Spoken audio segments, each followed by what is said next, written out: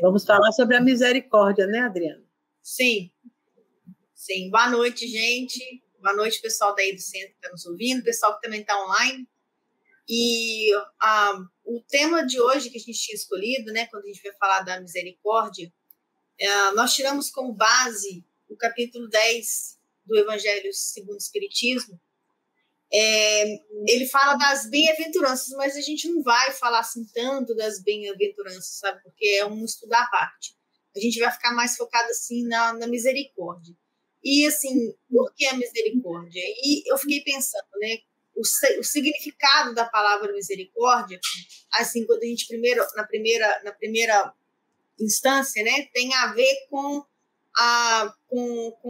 perdão ao semelhante, com compadecimento, né, no caso da terminologia, seria assim, a junção de duas palavras do latim, que seria a miserato, né, miseratio, que é miséria, e cordis, de coração. Assim se pode se entender que a misericórdia é o coração que se debruça sobre a miséria humana. Mas não é sobre miséria, muito menos sobre essa, né, não é nesse sentido que a gente quer levar um pouco para vocês hoje. Lendo o Evangelho segundo o Espiritismo, a palavra misericórdia, ela tem a ver aqui com o perdão de Deus, com a reconciliação com os nossos inimigos e com o julgamento. Então, quando a gente traz essa questão da misericórdia para a nossa vida, e se somos misericordiosos com os outros, quando pedimos a Deus misericórdia, essa misericórdia ela volta de uma maneira preenchedora. Porque como que a gente pode pedir perdão a Deus se nós não somos capazes de perdoar o nosso irmão? Como que a gente pode falar que a gente está com o coração puro quando a gente não reconciliou com o irmão que nos fez? Não é verdade? Então, essa misericórdia que a gente vem falar um pouco hoje aqui, que é o tema, a gente vem trazer para vocês a questão, para a gente refletir um pouco, né? A questão do perdão, a questão do nosso relacionamento com o próximo, de como nós falamos, quais são as ofensas, né, que estamos aí deferindo todos os dias aos nossos irmãos, que também nos fazem devedores, né? Porque no Pai Nosso não fala assim, né? Perdoa as nossas ofensas, assim como nós perdoamos aqueles que nos ofendem. Então, quer dizer, da mesma maneira que pedimos misericórdia a Deus, também temos que ser misericordiosos com o nosso irmão. E um dos pontos aqui que eu achei bem interessante na questão da misericórdia também, é que essa misericórdia, automaticamente, quando nós temos assim, o coração misericordioso, a bondade, né, a perseverança, a paciência e a fé, elas seguem, são qualidades de que as pessoas que alcançam esse coração misericordioso, através do tempo, através do exercício, porque tudo é um exercício, né? São qualidades aí que a gente vai adicionando ao nosso caminho. Então, eu só queria alinhar um pouco essas palavras, assim, né? essas qualidades, para que ao decorrer da nossa troca de informações, para a gente crescer um pouco, para pensar assim, como eu posso ser hoje uma pessoa misericordiosa? Como eu posso pedir? Porque muitas das vezes a gente faz uma oração, aí a gente escuta a pessoa assim, a pessoa está no hospital, está morrendo, ou quebrou, ou perdeu uma perna, ou aconteceu uma coisa, a gente fala, nossa, meu Deus, misericórdia. Quer dizer, a gente pede a Deus misericórdia porque a gente se compadece da situação daquela pessoa, né, daquele irmão que está ali convalescido. Então, assim, é só para a gente dar uma pincelada no assunto de hoje, para que nós possamos assim, refletir o que realmente significa essa misericórdia, né? Como podemos ser mais misericordiosos. Aí agora eu passo para o Ayrton, senão eu todo e eu não dou tempo para ele falar um pouquinho também. Boa noite a todos, boa noite, Adriana, Marisa. Boa noite. Pessoal aí da casa, eu já estou com saudades de vocês. É interessante isso que a Adriana coloca sobre a questão da misericórdia de Deus e essa proporção que a gente pede a misericórdia para a nossa vida Só que a bem-aventurança diz assim, se a gente pede a misericórdia para a nossa vida, a gente tem que dar a misericórdia para o próximo. Agora, a misericórdia é uma das características de Deus, da justiça divina, né? Se a gente for pensar a grosso modo, sem a misericórdia divina, nós não estaríamos de pé, né? Tantos equívocos, muitas vezes, que a gente vê em reiteradas e reiteradas reencarnações, só a misericórdia de Deus faz com que a gente, de fato, possa vir, tentar acertar, reparar aquele equívoco, praticar o bem, para que a gente possa, então, realmente mudar a nossa vida. Porque se a gente fosse, entre aspas, né, pagar, ou se a gente fosse quitar tudo que a gente fez numa única encarnação, sem receber essa misericórdia divina, seria muito difícil, né? Pelo menos no meu caso, alguns já estão mais evoluídos aí, não precisam de tanta misericórdia. Mas essa é uma característica de Deus. E quando a gente pega e a gente pede a Deus essa misericórdia, a sua característica, Deus nos pede que sejamos também misericordiosos com o próximo, que pratiquemos essa misericórdia. E o que é exatamente isso, né? É que a gente releve determinados erros menores, que a gente tolere erros que são em virtude ainda daquela situação do nosso companheiro de jornada, né? Ele ainda está errando, mas ele nem tem consciência disso. Que a gente seja caridoso com o próximo. A misericórdia tem muito com a caridade, até porque a grande lei divina é a lei de justiça, amor e caridade. E aqui está embutida a misericórdia, né? Dentro desse contexto ali tem a misericórdia. Então, para que a gente tenha caridade para com o próximo, tanto no sentido de auxiliar nas questões em que ele precisa ser auxiliado, mas, sobretudo, a gente compreender as falhas do próximo, a gente perdoar as falhas do próximo. Então, é muito interessante essa questão da misericórdia e vamos receber essa misericórdia na proporção de que fizermos para o nosso próximo, tal qual a caridade. Veja como elas também são correlatas. Isso já se tinha, né, desde o entendimento da época de Jesus, que o primeiro mandamento, que em resumo é amar a Deus sobre todas as coisas e o próximo como a si mesmo, né? Isso significa que a proporcionalidade de quanto você ama a Deus é o quanto você ama o seu próximo. Você mede isso. E quando você ama o seu próximo, você é misericordioso com o seu próximo. E aí está essa correlação. Quando a gente fala da misericórdia, eu não sei, eu sempre lembro, quando a Adriana começou a falar das bem-aventuranças, me vem logo na cabeça as bem-aventuranças, porque quando Jesus, né, no monte, junta aquela multidão toda e começa a falar bem-aventurados, né, os humildes. Então, quando ele foi falando isso, era como se hoje a gente estuda como uma escala de evolução, né? Então, quando você não vê assim, não, quando eu estou com a escada aqui na minha frente, eu boto logo a escadinha, porque quando você vai ver, quando ele fala sobre a misericórdia, ele diz, bem-aventurados os misericordiosos, porque receberão a misericórdia. Porque não é, então ele já bota assim, como se já é uma troca.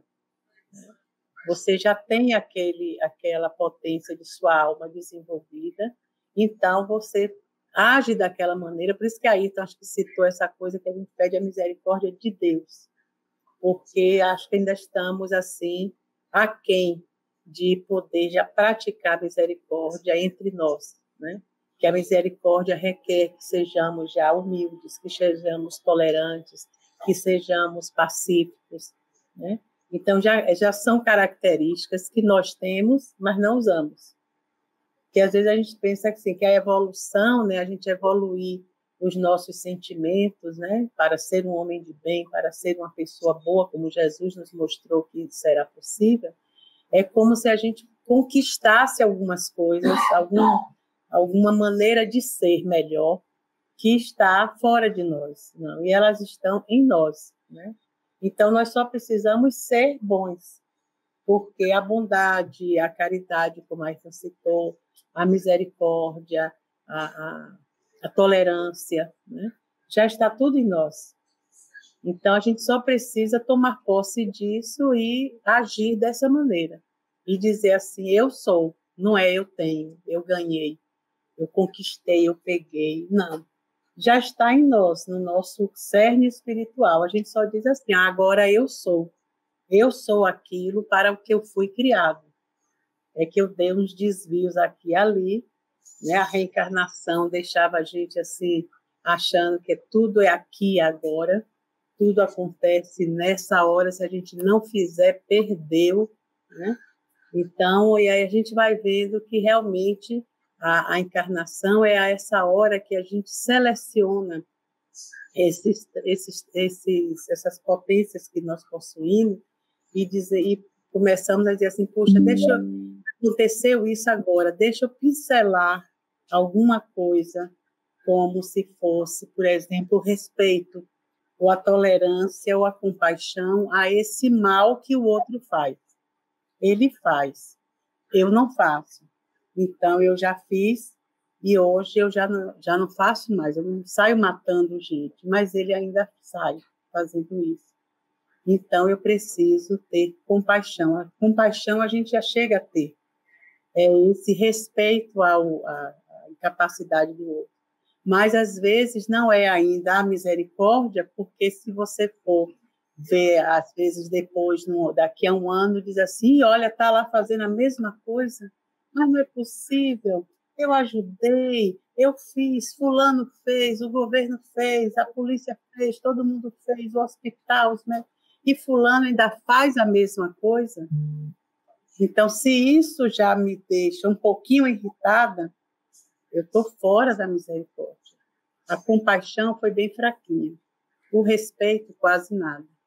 Então, a gente tem pinceladas, assim, em alguns momentos, de trazer à tona essa força que a gente tem dentro de nós, de ser bom para ser feliz, como Jesus era.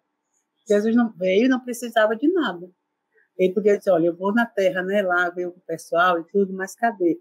Eu queria ter uma situação assim, eu queria ser isso, eu queria fazer aquilo, dormir no chão de pedra, lá não tem nem colchão, menina, aquele deserto, aquele negócio, é só as pedrinhas para a gente botar na cabeça. Podia escolher, né, porque já estava top de linha, mas quanto mais top fica, menos exigente consigo próprio fica, né? Porque sabe que passar isso adiante, essa é a força.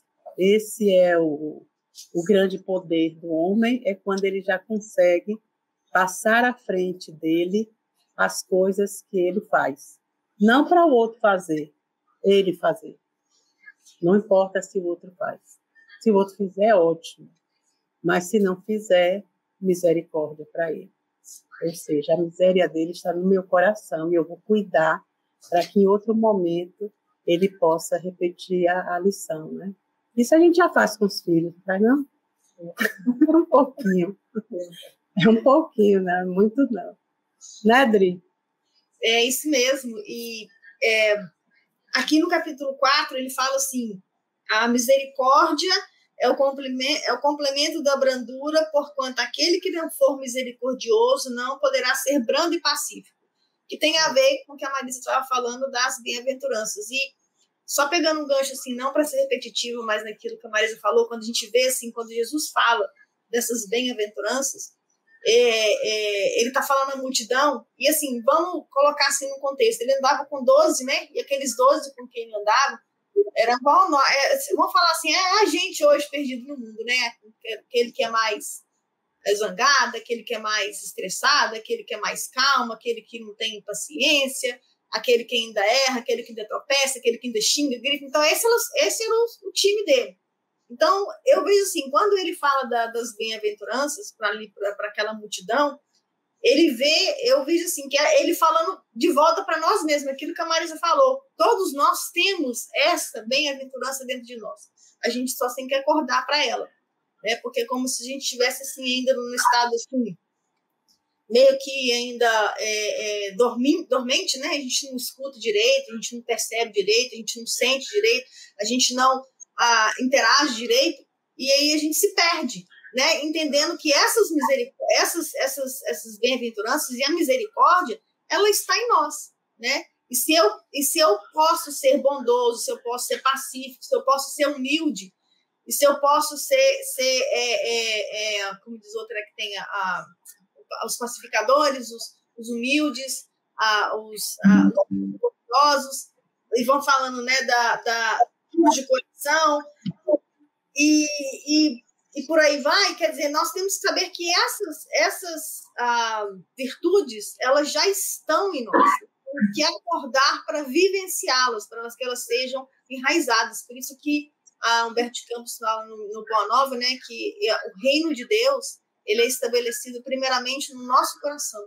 Quer dizer, tudo começa dentro de nós. Por quê? Porque a semente divina, ela já está plantada no nosso DNA, já está plantada no nosso coração.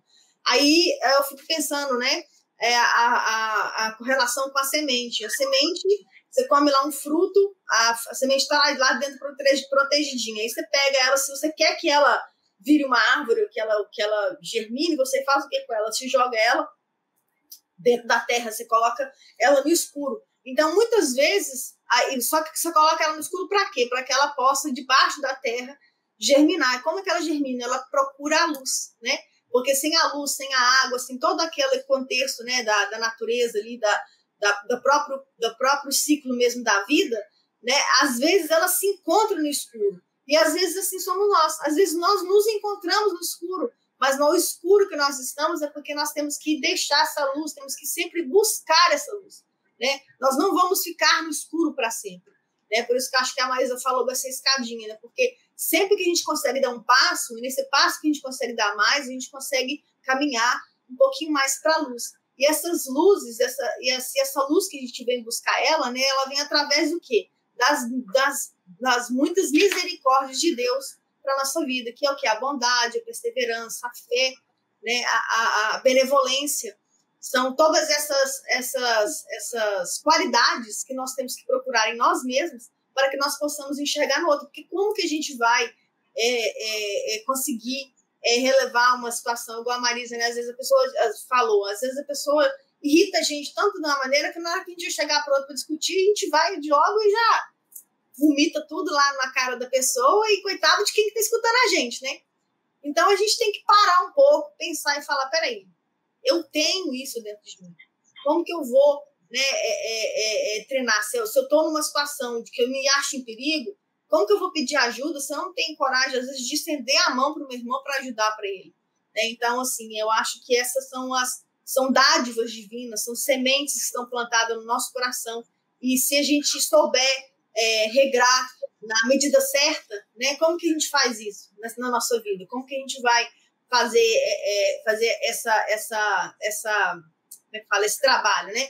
É através do nosso esforço, é através de uma leitura que a gente faz, é através de um amigo que a gente ajuda, é através de uma oração que a gente faz, é através de várias pequenos passos que nós damos assim no nosso dia a dia, pequenos atos, né, de kindness,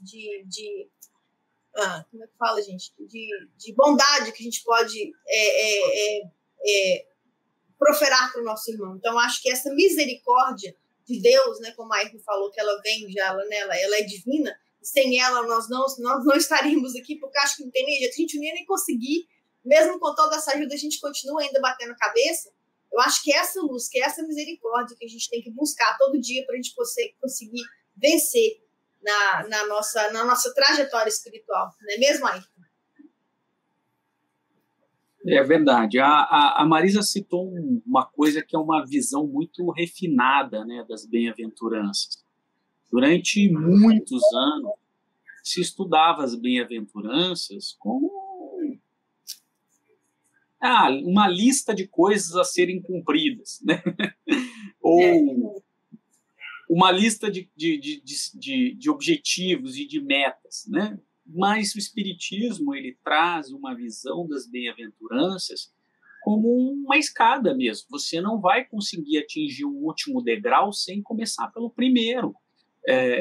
Você não vai atingir a misericórdia sem você começar lá atrás, como bem-aventurados os humildes. Você não vai conseguir. Então, a Marisa coloca de uma visão muito refinada.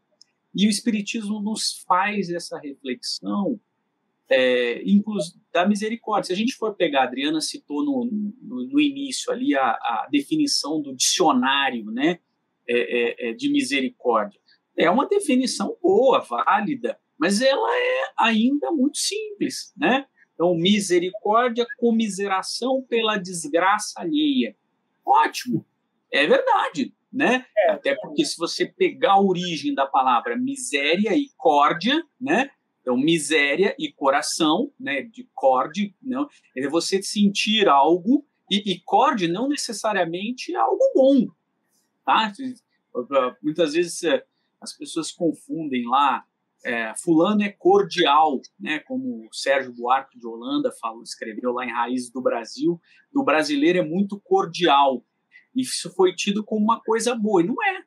Cordial no sentido de que age pelo coração, sem racionalizar muitas vezes. Então, veja como essa definição fica muito simples. O Espiritismo, ele vem nos trazer uma visão muito mais profunda da misericórdia, porque você sentir uma comiseração, você sentir uma piedade pela miséria de outrem, é misericórdia, mas não é só isso que é misericórdia, é muito mais do que isso, né? Eu destaquei um trecho aqui do Humberto de Campos, que ele diz assim: bem-aventurados os misericordiosos, que se compadecem dos justos e dos injustos, dos ricos e dos pobres, dos bons e dos maus, entendendo que não existem criaturas sem problemas, sempre dispostas à obra de auxílio fraterno a todos, porque no dia de visitação da luta e da dificuldade receberão o apoio e a colaboração de que necessitem. Ou seja, a misericórdia, Humberto de Campos nos traz, é uma visão muito maior do que simplesmente você sentir piedade de quem está sofrendo. É você ajudar, compadecer, justos e injustos, ricos e pobres, bons e maus, ou seja, todos. É você fornecer ao próximo não só aquilo que ele necessita, mas sobretudo o que ele precisa, sobretudo o auxílio a mais, aquela milha a mais que o irmão vai precisar. Tudo isso faz parte, permeia a misericórdia. Não só, o companheiro está passando fome, eu vou lá e dou meio pão para ele. Divido, né? Companheiro até fica bem interessante, porque companheiro também é dividir o pão, né? Com quem eu compartilho o pão, né? Então, ele está passando fome, eu dou metade do meu pão. Mas isso é uma parte da misericórdia. A misericórdia para o Espiritismo é muito mais profunda do que isso.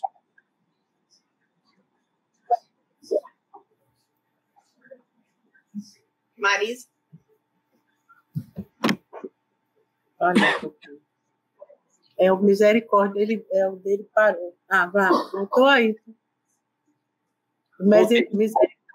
Pode ir. O misericordioso é aquele que tem fome e sede de justiça, né? Quer dizer, uma coisa assim que você já você não tem mais, não depende de, não tem o depende de. Você já sabe que todos estão numa situação deficiente porque ainda não sabem fazer o que devem fazer, né? Então, essa não é comiseração, nem é só a compaixão, é realmente um sentimento de que no outro, a dor do outro é a sua dor, né? Reflete em você aquilo. Você não está porque você é melhor, porque você está numa situação melhor, né, emocionalmente, que você seja mais que o outro, não. A dor do outro lhe causa tanto é como se fosse. Por isso que não é só uma comiseração, não é só, né, uma coisa. Aí não sabe nem como fazer. É como eu sempre lembro quando uma vez me perguntaram assim, mas é porque uma tia minha lá no Brasil, que ela disse, eu fui para o centro, não sei o que, aí na palestra, a menina falando sobre Eurípides Barçanufo, ela disse que um dia a doutora Eurípides, né, em sono, desdobrou, foi ao mundo espiritual e encontrou Jesus. E Jesus estava de joelhos numa pedra, assim, no chão, mas assim, se apoiando numa pedra, né, grande, e as lágrimas caindo, né? E aí ele disse, mas Jesus, você está chorando, o que houve, não sei o quê. Porque Jesus não chora, né? Jesus sabe tudo, é o governador do planeta, é o mais evoluído, né, dentre nós aqui que nós conhecemos. Aí ele disse assim, não, pensando nos pequeninos do planeta, né, que ainda estão sofrendo muito, estão errando muito, né? Quer dizer, ele não estava chorando de desespero. Ai, meu Deus, não fechei a ficha aí, ó. Ainda tem 2 ou 3 ali que não tem corresponder. Não é isso. É aquele sentimento que dá, que parece que você quer fazer alguma coisa e não pode fazer, porque depende da vontade do outro. Mas você gostaria, né? Quem é pai, quem é mãe, sabe o que é isso. Né? Você querer estar lá no lugar e mudar a cabeça do outro. Então, quando Jesus estava quando Lázaro morreu também, né? Que Jesus chega e Marta e Maria começam a falar, você não estava aqui, meu irmão morreu. E ele abraça elas e chora com elas. Então, não é você perder a sensibilidade. Né? Não é você, se você tem a capacidade de sentir o sofrimento do outro, você vai chorar com o outro. Você sabe o que o outro está vivendo. E você já viveu aquilo, aquele tipo de sofrimento que você não vê saída, né? E ele sabe disso, porque ele já viveu, já passou por essa etapa, porque a natureza não dá saltos. Então, Jesus já tinha essa capacidade, né, de viver essas bem-aventuranças na sua integridade, mas ele sabia o que é você não ter despertado ainda essas forças, né, no seu coração. Então, essas coisas é que a gente vai aprendendo pouco a pouco a fazer. Por isso as famílias, né? Por isso a gente se reúne em famílias até hoje. Né? Os espíritos dizem que é o maior sinal de evolução humana é quando 2 pessoas se unem para formar um grupo familiar. Porque não é fácil. Né? A gente sabe que não é fácil conviver tão de perto. Né? Então, a misericórdia é esse estado de alma que realmente, quando o espírito já abraçou todas essas capacidades, né? De sentir o que o outro sente, respeitar aquele momento frágil, né? Por isso que ele dizia que nós somos mais frágeis que perversos. Quando dizia, mas fulano matou cicrano. É fragilidade, não é perversidade. É que ele ainda não sabe que isso não deve ser feito. A gente não mata um irmão. Então, são coisas assim que a gente vai aprendendo já, não pratica ainda esse respeito todo, esse se colocar no lugar do outro assim, né, com tanta profundidade, mas já sente vontade de ir. E saber que um dia seremos, eu acho que é tudo de bom na vida. Né? Esperança. Né, Ô Marisa, você falando, né, na questão aí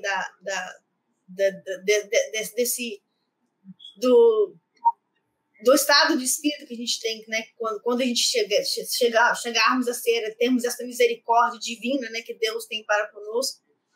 E eu acho que a questão também um pouco é a questão do não julgamento, né? A gente vai ajudar, a gente vai compadecer, a gente vai estender a mão, a gente vai perdoar, né? Mas também o não julgar, porque quando a gente... e tem a ver muito também com o ego da gente, né? Porque quando a gente se depara com situações em que exige de nós uma misericórdia, exige de nós um perdão, exige de nós uma paciência, a gente tem que deixar o ego da gente de lado, né? E falar e enxergar realmente o outro. E eu falando, né? Eu escutando você falar, eu lembrei do livro Maria de Nazaré, que eu li um tempo atrás, muito tempo, a gente tem um tempo já, quando eu fui fazer a palestra sobre Maria, e uma coisa assim que ficou na minha cabeça assim, fortemente, porque esse livro ele conta toda a trajetória pelo espírito de Miramês, né? E ele conta toda a trajetória de Maria antes dela ser gerada, né? Do nascimento de Maria, conta toda a trajetória dela, quem ela foi, para o nascimento de Jesus e a trajetória dela, de como que ela foi importante na caminhada dele aqui. Então, nesse pedacinho do livro, que fala ainda, ela nem tinha encarnado ainda, ela pede licença, porque ela não queria experimentar como é que fala, de gerar, de se crescer dentro da barriga da mãe, e como é um espírito, né, do nível dela, é garantida, ela pede para ela trabalhar. E aí ela vai trabalhar com Ezequiel e Gabriel, que são dois também espíritos guardiões, que eles vão ali, porque o Humberto de Campos conta isso, que antes de Jesus vir, tinha que ter feito todo um trabalho, até para ele poder vir, até para ele chegar a nascer. E Maria, antes dela ser gerada, ela pede para ela poder ir trabalhar nessas regiões, né, umbralinas, para poder tentar fazer aquela limpeza, né, para que impedisse certos espíritos de fazerem certas obras para poder evitar, né, para que tudo desse certo para o nascimento de Jesus, até mesmo para a encarnação dela. E num desses momentos, ela chega num lugar, numa área umbralina, que é muito terrível, eles falam, né, que para ela chegar lá, eles têm que se disfarçar. Olha o nível, gente. Eu fiquei lendo o livro assim, eu fiquei imaginando.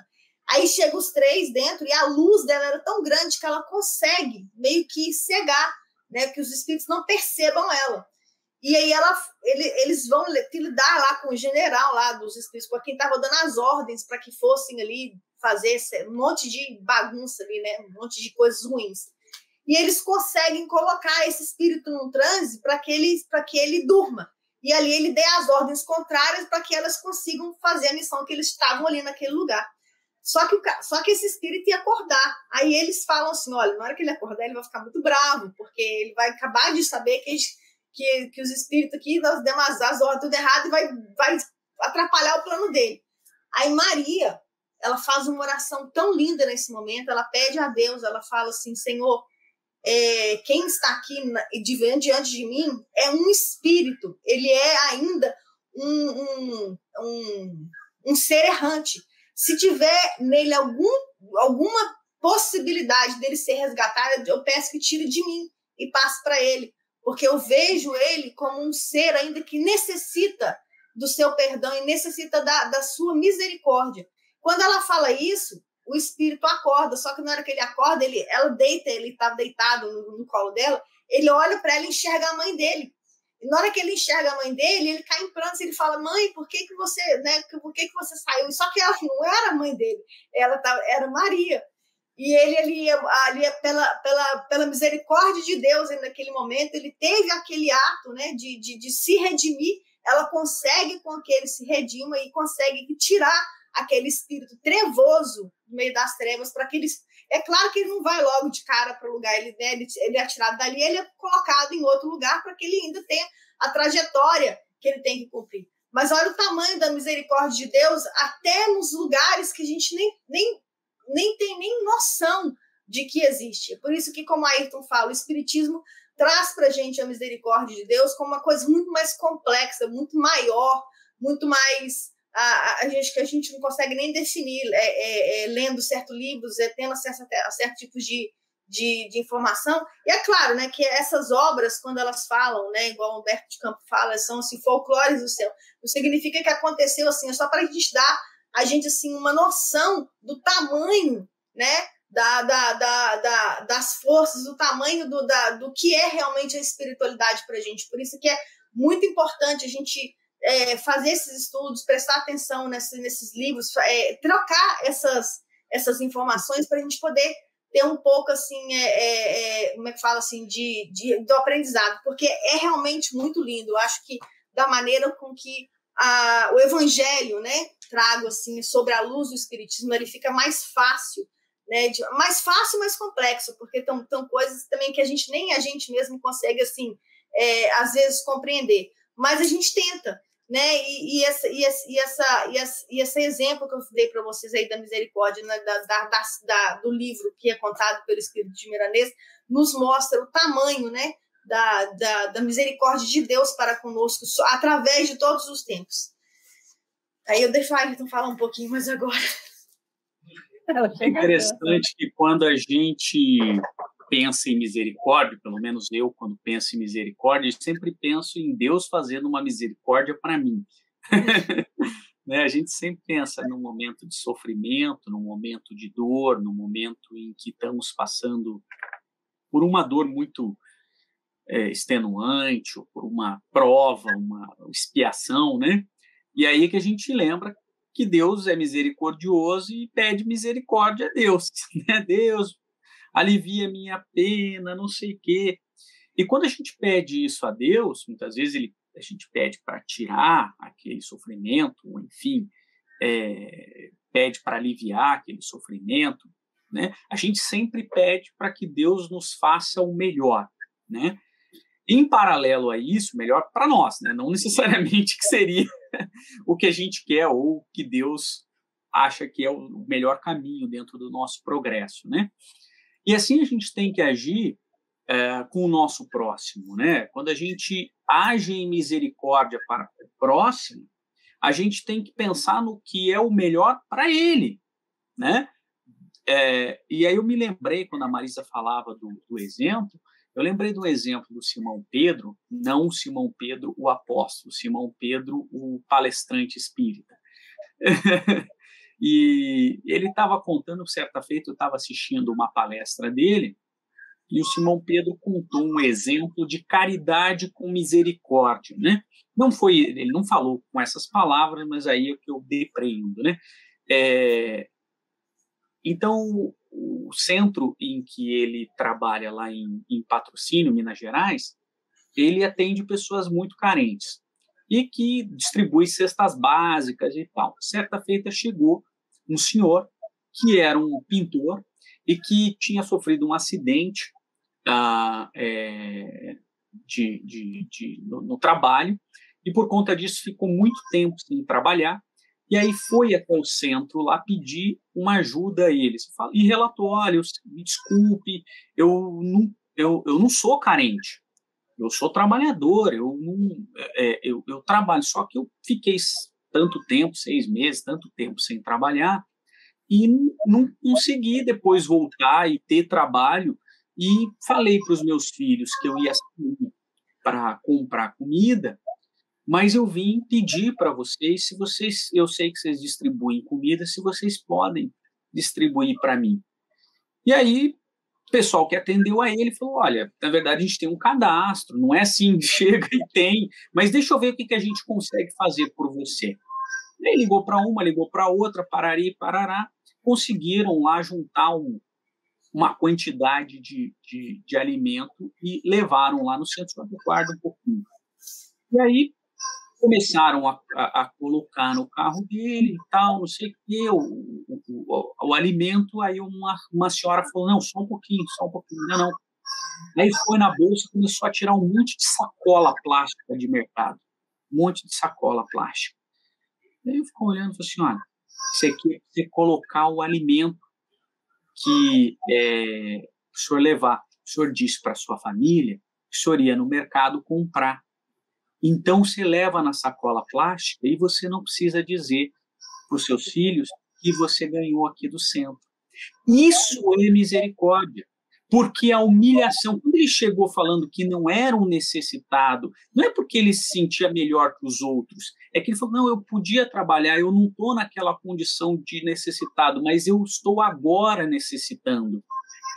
Mas a maior não era o alimento, era a dignidade que ele precisava perante a família. Então, isso é a caridade com misericórdia. A misericórdia no sentido de fazer o melhor para o próximo, tal qual quando a gente pede a Deus, faz o melhor para mim, alivia a minha dor da melhor maneira possível, né? E então é um cuidado que a gente tem que ter ao agir com o próximo, né? Porque às vezes a gente faz a caridade humilhando o outro. E não é caridade e muito menos misericórdia. Tem uma frase de Emmanuel que diz que não julgue os outros só porque os pecados deles são diferentes dos seus. Para facilitar, né, a prática da misericórdia, mesmo que seja meia boca, mas ter como parâmetro isso, né? O que o outro faz não é tão diferente dos meus erros, dos meus enganos. Então, por que eu vou julgá-lo? Né?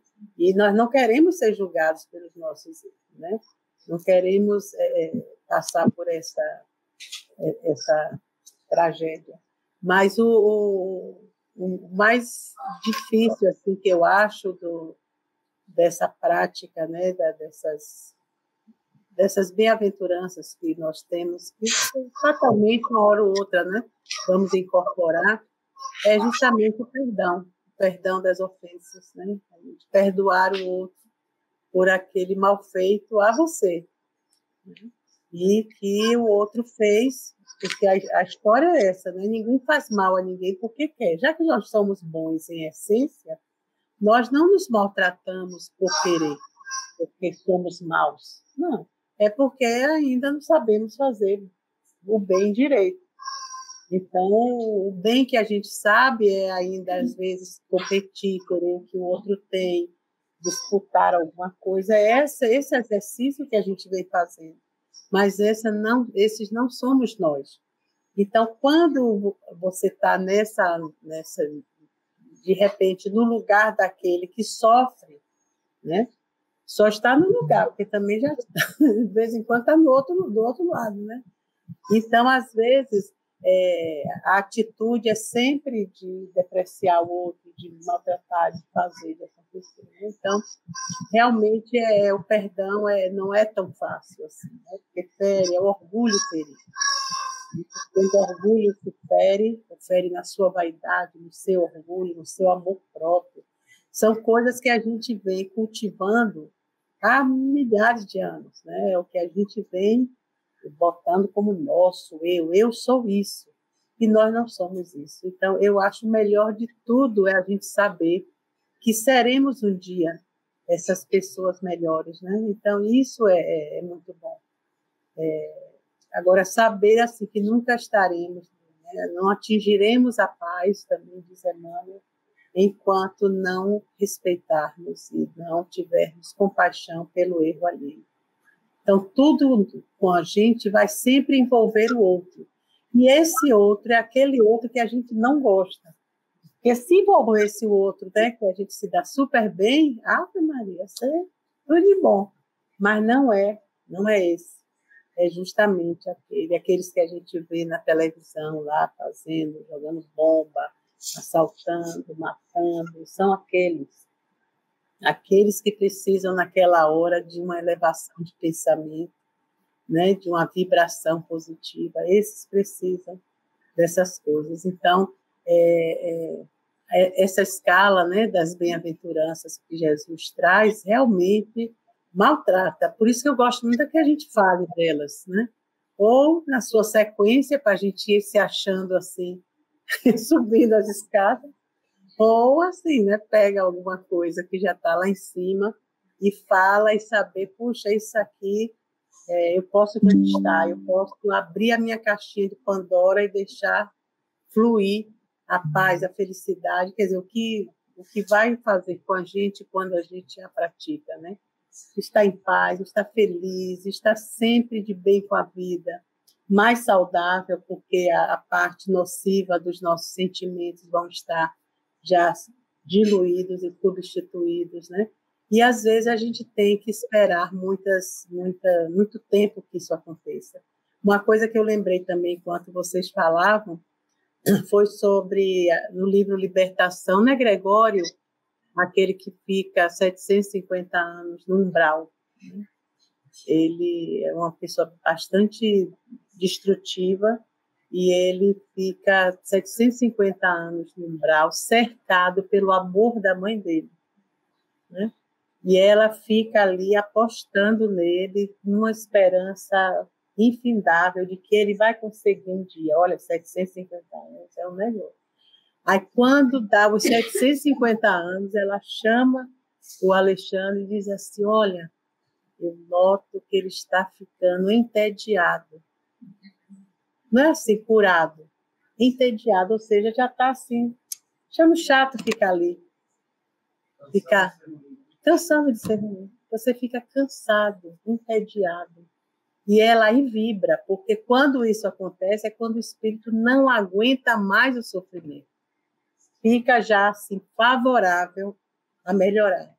Então, a gente vê assim, né? Se hoje somos essas maravilhas que somos, porque eu acho que a gente está passando assim, algumas horas da nossa noite, né, ouvindo alguma coisa sobre nós mesmos, sobre o nosso potencial, mas que não é nada, aquelas coisas do outro mundo, né? Eu acho uma coisa do outro mundo ser bom, né? Mas a gente ainda não dá esse valor todo. Eu acho que a gente já está assim, entediado, cansadíssimo de sofrer. Que esse é o grande momento. Quando a gente diz assim, não é dizer assim, eu não quero sofrer agora, ou disso, ou dessa doença, ou dessa pobreza, ou dessa riqueza, ou dessa... Não. Não é o cansaço do geral. Você se cansa de você, dessa pessoa que você foi durante tanto tempo e você quer ser agora diferente. Como é que eu troco de roupa? Como é que eu tiro essa roupa imunda e visto alguma coisa que eu, não é que você diz assim, puxa, como estou me sentindo confortável, né? Quando a gente chega em casa cansado, toma aquele banho, veste pijama, e você fica assim, se sente nos braços do Senhor.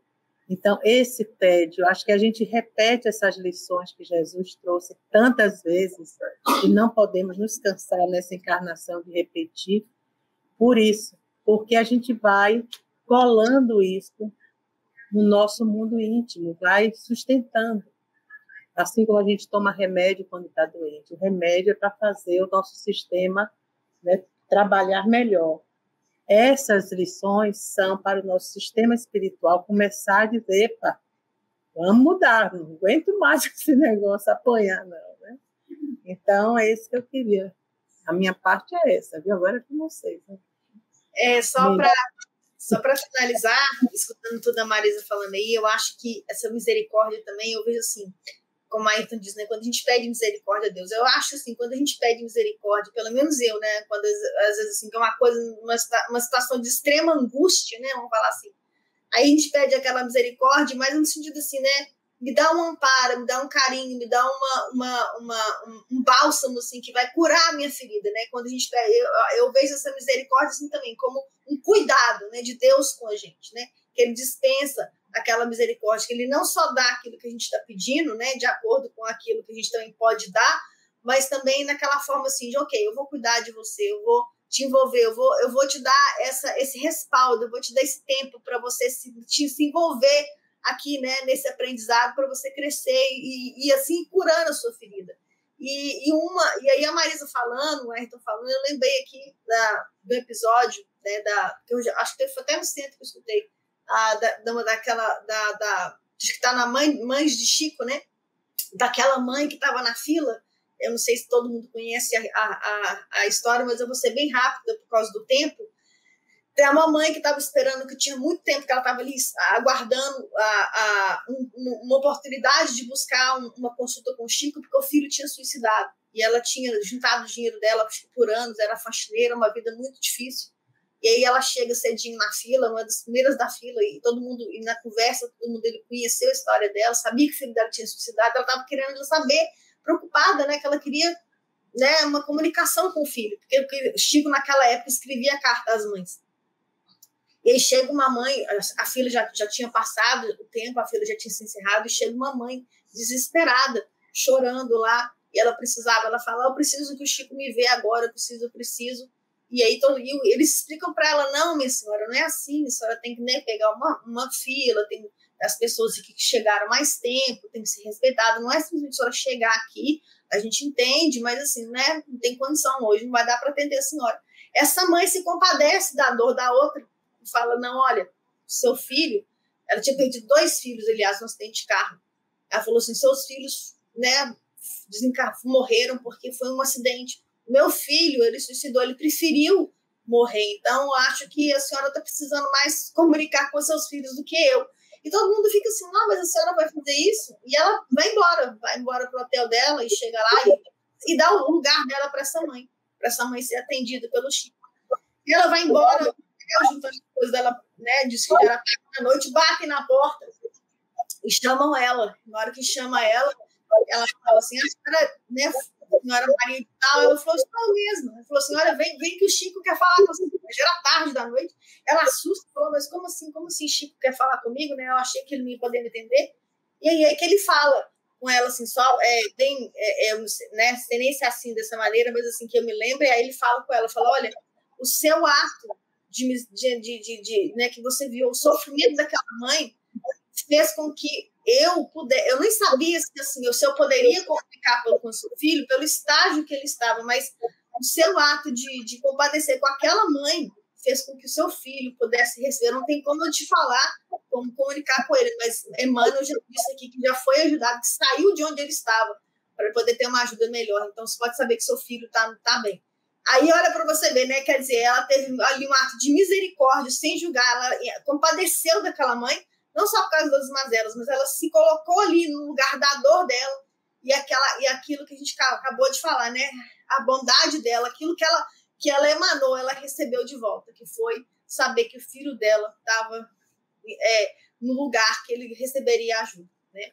Então é isso que eu gostaria aí de deixar para vocês, que essa misericórdia ela abrange muito mais, é um carinho, é um cuidado, é um guia, é não somente um envolvimento das bênçãos de Deus na nossa vida. É isso que eu queria dividir com vocês. Eu tinha preparado uma conclusão aqui, mas em virtude do que a Marisa citou a respeito do perdão, eu acho que vou fazer minha conclusão relacionada a isso, que eu acho muito importante. Antes de entrar na conclusão, a Renata está perguntando se tem tradução em inglês. Presencialmente, quem vai nas palestras públicas, no domingo, né, Marisa? Tem que avisar que só vai em inglês, aí a gente tem um tradutor, se a palestra é em português, faz a tradução simultânea para inglês, aí recebe um aparelhinho, só tem que avisar antes. Mas só para quem vai presencial no domingo, principalmente. E vice-versa, se a palestra for em inglês, agora a gente não está tendo tantas assim, mas temos também palestra em inglês, e aí tem vice-versa, também a tradução para o português. Tá? Acho que é isso, né, Marisa? Não sei se eu falei alguma coisa inadequada aí. Não. Eu acho assim, que o perdão também é essa coisa bem mais difícil, né? Mas é outra coisa que Emmanuel dizia, né? Que o perdão não depende tanto de palavras, né? Depende de atitudes, porque o outro nem precisa saber que você, né, perdoou, você precisa do perdão. A Marisa comentou isso e eu achei muito importante, né? Acho que agora eu vou para a minha conclusão antes o perdão, você vê, na minha opinião, do ponto de vista racional, dentro dos 3 critérios de caridade trazidos por Allan Kardec no Livro dos Espíritos, que é benevolência para com todos, indulgência com as imperfeições alheias e o perdão das ofensas, racionalmente, o perdão é o mais fácil dos 3, né? Se a gente for pensar racionalmente. Mas eu concordo com a Marisa que, por força do nosso egoísmo, a gente torna o mais fácil dos 3 o mais difícil. Por quê? Benevolência para com todos. Imagina você ser bom para com todos os 8 bilhões de encarnados e sei lá quantos desencarnados. Pessoas que muitas vezes cometem atrocidades, que matam outras pessoas, que fazem crimes. Benevolência para com todos. Eu acho que é muito difícil a gente chegar no nível da benevolência para com todos. Eu acho muito difícil. Indulgência com as imperfeições alheias, eu acho o segundo mais difícil. Porque você compreender o estágio evolutivo, ainda mais diante da nossa pequenez, né? Compreender o estágio evolutivo do próximo e que o próximo está cometendo um deslize por força do seu estágio evolutivo, especialmente quando a gente vê guerras, fome, pessoas fazendo atrocidades, né? É muito difícil ter essa indulgência com as imperfeições alheias. Então, dos três, o perdão das ofensas me parece o mais fácil, se nós não tirássemos o egoísmo. Se a gente tirar o nosso egoísmo, porque o perdão é unilateral, o perdão, ele... Não estou dizendo que é fácil, eu concordo em gênero, número e grau quando a Marisa falou que ele é muito difícil. Mas é difícil porque a gente continua orgulhoso e egoísta. Então, eu acho que se a gente quer praticar a misericórdia, de tantos conceitos que a gente viu da misericórdia, eu acho que começar com o perdão das ofensas talvez seja o primeiro passo mais fácil para ter. Ele é unilateral, só depende de você. É um remédio que você dá para o outro, mas quem se cura é você, na verdade. E muitas vezes a gente acha que eu não vou perdoar fulano, porque se eu perdoar, a vida dele vai ser muito fácil. A vida dela vai ser muito fácil se eu perdoar. Imagina, olha o que essa pessoa me fez, e aí eu perdoo, pronto. O que tem isso? O perdão é a ruptura do elo entre o agressor e o agredido nessa encarnação, porque às vezes na outra era inverso. O agressor era o agredido e o agredido era o agressor. Talvez muitas e muitas encarnações a gente veio trocando essa personalidade. Mas o fato é que o perdão é a ruptura desse elo entre o agredido e o agressor. Agora, o agressor ele tem um débito para com a lei, não é para com quem ele agrediu, é com a lei que ele pode sanar esse débito por prova, por expiação e por caridade, porque ele também não precisa passar a expiação, porque a expiação é só para quem não aprendeu a amar. Porque quem aprender a amar e praticar a caridade não precisa expiar. Porque quita o seu débito com a lei. Então, veja, o perdão, na realidade, deveria ser, dos três, o mais fácil. E a gente consegue transformar ele no mais difícil. Então, acho que é o grande desafio para a gente, se a gente quer praticar a misericórdia dentro de tudo que a gente viu, é começar com perdão. Não sei, essa era... Eu tinha feito outra conclusão, mas eu achei tão importante o que a Marisa falou, que... Porque o perdão a gente fica muito preocupado com o outro, é como se você fosse dar ao outro uma liberdade que ele não merece. Né? Fica livre. Mas ele nem me pediu perdão. Mas não é o seu ódio que lhe faz mal. Então, quando você libera ele, pelo contrário, ele vai continuar fazendo o que ele quiser da vida dele.